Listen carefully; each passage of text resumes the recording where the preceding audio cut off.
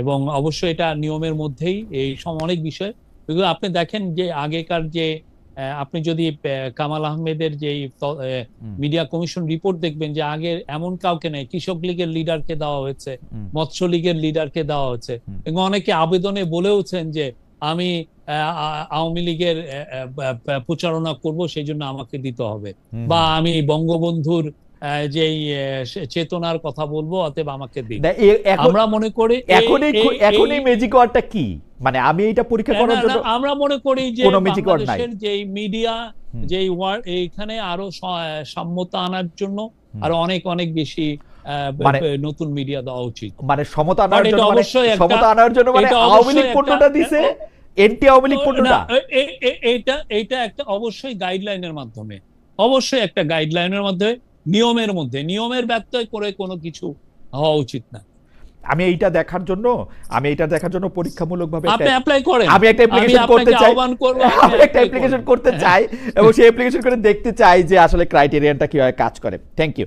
আমরা আমরা আমরা না, এটা আপনি অবশ্য, আমি এটা অস্বীকার করতে পারবো না, যেটা আপনি আগেও আমাকে বলেছেন যে মানে এইটা মানে কিন্তু এটা দেখাই উচিত, এটা দেখা উচিত। আচ্ছা, আমি প্রধান উপদেষ্টার বিদেশ সফর নিয়ে মনে হয় আপনি সব মানে মানে অনেকগুলি প্রশ্নের জবাব আপনাকে নানা সময় আপনাকে দিতে হয়েছে। সর্বশেষ যে রোম সফর, প্রধান উপদেষ্টা যে রোম সফর, সেটা নিয়ে বিবিসি বাংলাতেও আমি শিরোনামটা দেখতেছিলাম যে প্রধান উপদেষ্টার রোম সফর নিয়ে প্রশ্ন উঠছে কেন। মানে আমরা কিন্তু ডক্টর ইউনূসকে দেখেছি যে সরকার প্রধান হওয়ার আগেও তিনি বিভিন্ন গুরুত্বপূর্ণ সারা বিশ্বব্যাপী যেগুলি গ্লোবাল ইভেন্ট, সেগুলিতে তিনি যোগ দিতে গিয়েছেন। কিন্তু এইবার ডক্টর ইউনূসের ইতালি সরকারের কেউ স্বাগত জানায় নাই।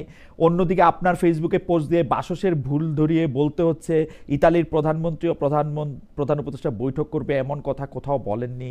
এগুলি কেন হচ্ছে? মানে মানে আপনি কি একটু বলবেন যে মানে ডক্টর মোহাম্মদ ইউনূসের প্রোফাইল কি সরকার প্রধান হওয়ার পর একটু নেমে গেছে নাকি? মানে না না, এটা এই যে যে ট্যুরগুলো হলো, এগুলো খুবই ক্রুশিয়াল ছিল, হুম, আমাদের জন্য খুব দরকার। এটা বাংলাদেশের যে সারা পৃথিবীতে যে আমাদের যে প্রেস্টিজের যে অধপতন হয়েছিল, সেটাকে পুনরুদ্ধারের জন্য, এবং আমাদের যে গভর্নমেন্ট এবং আমাদের যে একটা রিভলিউশন হলো, তার জন্য যে আমাদের সাপোর্টের জন্য, সাপোর্ট আমরা সহযোগিতার জন্য আমাদের অনেক চিফ অ্যাডভাইজার অনেকগুলো ট্যুর করেছেন।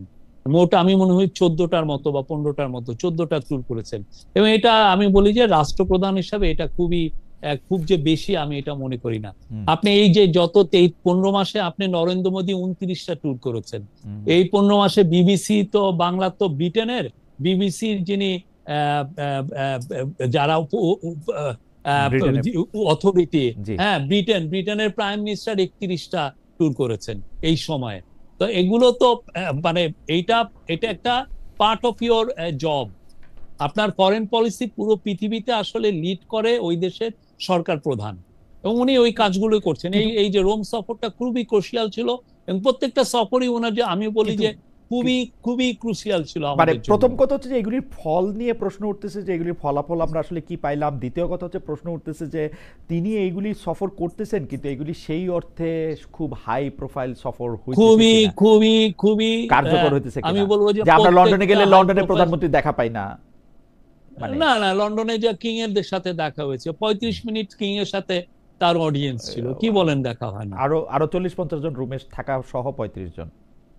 না না, এটা আলাদা। আপনি দয়া করে আপনি ব্যাকিংহাম প্যালেসের সাথে হুম, যোগাযোগ করবেন যে হুম। ওই দিন উনি যে দেখা করেছেন উনি এটা কি কি ওয়ান এক্সক্লুসিভ টু কোনো ওয়ান একটা সময় নাকি পেয়েছিলেন, ওয়ান অন ওয়ান কোনো সময় এক্সক্লুসিভ পেয়েছিলেন? 35 মিনিট পেয়েছেন, এক্সক্লুসিভ 35 মিনিট পেয়েছেন, মানে কনস্টিটিউশনাল, এক্সক্লুসিভ। মানে কি বলে, মানে উনি তো আলংকারিক, আলংকারিক একজন, মানে না না, বাট আপনি আপনি আপনি ট্রাম্পে দেখেন না, ট্রাম্পও যে ওই ওনার সাথে দেখা করেছেন, রাইট। এটা কি ইয়ে নাকি? আপনি কিং এর একটা অডিয়েন্স পাওয়া খুবই কঠিন একটা বিষয়। ওকে, বাট মানে আপনি মনে করতেছেন যে এই সফরগুলি করা হয়েছে, সেই সফরগুলি খুবই কুশল ছিল প্রত্যেকটা বলে? ইম্পর্টেন্ট, প্রত্যেকটা সফর ইম্পর্টেন্ট ছিল, এবং হুম, এই এই গভর্নমেন্টের এবং এই যে পরিবর্তিত পরিস্থিতির জন্য, হুম, যেখানে আমাদের দেশকে ইন্টারন্যাশনালি এক ধরনের একটা ক্যাম্পেইন চলছে, আওয়ামী হুম, লীগের লোকরা মিলিয়নস মিলিয়নস ডলার তারা ব্যয় করছে এই গভর্নমেন্টকে দেখাতে যে এটা একটা তালেবান গভর্নমেন্ট, এই প্রফেসর ইউনূস একটা চিফ তালেবান হয়ে গেছেন, আমরা সবাই তালেবান,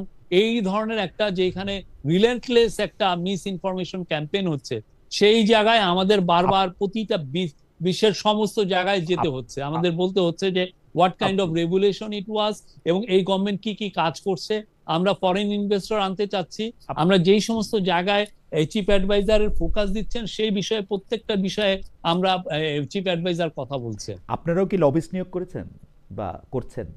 আপনাদের বক্তব্য কোথায় আপনি দেখেছেন লবি? না, আমি লবিস্ট কোথায় আপনি দেখেছেন? জানতে চাইছি। আপনি দেখেন, আপনি বলেন আমরা লবিস্ট নিয়োগ করেছি কিনা। আমি আপনার কাছে জানতে চাইছি, মানে সরল প্রশ্ন। না আপনি কারণ হচ্ছে কি, প্রশ্নটা কোত্থেকে আসছে আমি বলি। জামায়াতে ইসলামের একজন লন্ডনের নেতা জনাব আবু বকর, উনি বলেছেন যে শেখ হাসিনাকে ক্ষমতা থেকে উৎখাত করার জন্য ডক্টর মোহাম্মদ ইউনূস আগে থেকেই লবিস্ট নিয়োগ করেছিলেন এবং তার জন্য যে টাকা পয়সা ব্যয় করেছেন তারও একটা তিনি বর্ণনা দিয়েছিলেন। আমরা এটা নিয়ে তো সত্য মিথ্যা জানি না, প্রশ্ন করছি যে আমি ওনাকে ফোন দিয়েছিলাম, আমি বললাম যে আপনি যে এত বড় একটা ডাহা মিথ্যা কথা বললেন, এটার একটা আপনি দিবেন। উনি বললেন যে বাংলাদেশি পত্রিকা যারা এটা ছেপেছে প্রত্যেককে উনি রিজয়েন্ডার পাঠাবেন। মানে এটা একটা ডাহা মিথ্যা ছিল। উনি তো মুখে বলেছেন, মুখেই তিনি ডাহা মিথ্যা কথা বললেন। হ্যাঁ, উনি এটা ডাহা মিথ্যা কথা বলেছেন। ওকে। আর এই সরকার এখন পর্যন্ত কোনো লবিস্ট নিয়োগ দেয় নাই সরকারের কথা বলার জন্য? না।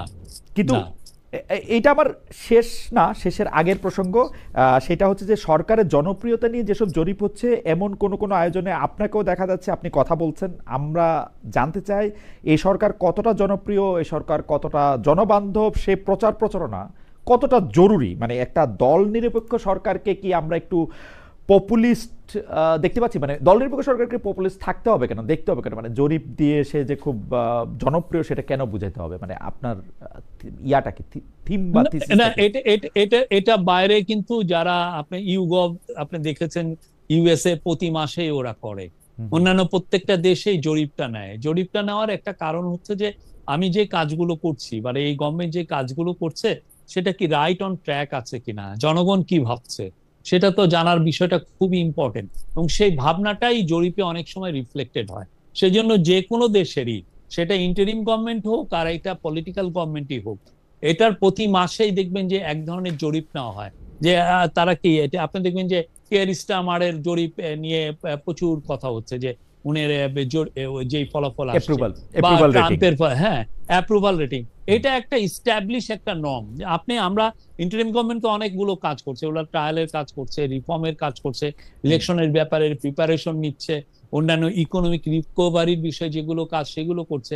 তো এই কাজগুলো কতটা জনবান্ধব এবং এই কাজগুলো অ্যাপ্রুভালটা রেটিংটা কত, সেটা জানা তো অন্যায় কিছু না, এটা খুবই ভেরি মাচ দরকার। আপনি কেমন মনে করতেছেন যে ইন্টারিম গভর্নমেন্টের অ্যাপ্রুভাল রেটিং এর কার্ভ কি ঊর্ধ্বমুখী অথবা সমান আছে?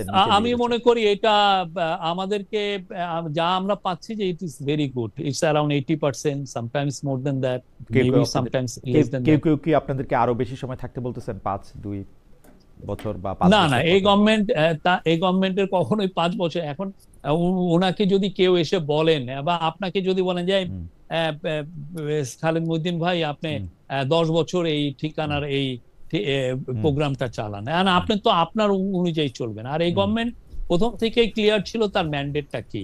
তার ম্যান্ডেট ছিল রিফর্ম এর কাজগুলো করা, ইকোনমিক রিকভারি করানো, তার কাজ ছিল ট্রায়াল গুলো করা, যে জুলাই আগস্ট বা তার পূর্ববর্তী যে ভয়ানক রকমের খুন খারাপি হয়েছে সেগুলোর হিউম্যান রাইটস অ্যাবিউজ হচ্ছে সেগুলোকে বিচার করা এবং একটা ভালো ইলেকশন দেওয়া। আমরা মনে করছি যে এই কাজগুলো যথেষ্ট প্রোগ্রেস হয়েছে। এখন ইলেকশনের সময় এবং ইলেকশনের টাইমটা উনি ঘোষণা করছেন এবং তারপরে এটা ছেড়ে দিবেন। এখন আপনি 10 বছর চান আর 50 বছর চান, প্রফেসর ইউনূস উনি একটা লাইন টেনে দিয়েছেন যে না, ফেব্রুয়ারির প্রথমার্ধে ইলেকশন হবে এবং এরপরে উনি তার যে পুরনো যে কাজগুলো উনি করতেন এবং খুব আনন্দের সাথে করতেন সেই কাজে ফিরে যাবেন। শেষ প্রশ্ন, জাতীয় নির্বাচনের পর নতুন যে সরকার আসবে, যদি প্রস্তাব দেওয়া হয়, তাদের প্রেস উইং এর দায়িত্ব আপনি নেবেন কিনা? তারা যদি একটা কন্টিনিউশন চান, এই দায়িত্ব থেকে, মানে আমি একটু করে জানতে চেয়েছিলাম, এই দায়িত্ব থেকে সাংবাদিকতায় ফিরবেন কিনা, দলীয় রাজনীতিতে যোগদান করবেন এমন কোনো ইচ্ছে আপনার রয়েছে কিনা? কেউ বলছেন যে আপনি হয়তো রাজনীতিও করতে পারেন ফুল টাইম। আমি প্রচুর গ্রামে যাই, গ্রামে গেলে ওই ছবিগুলো আবার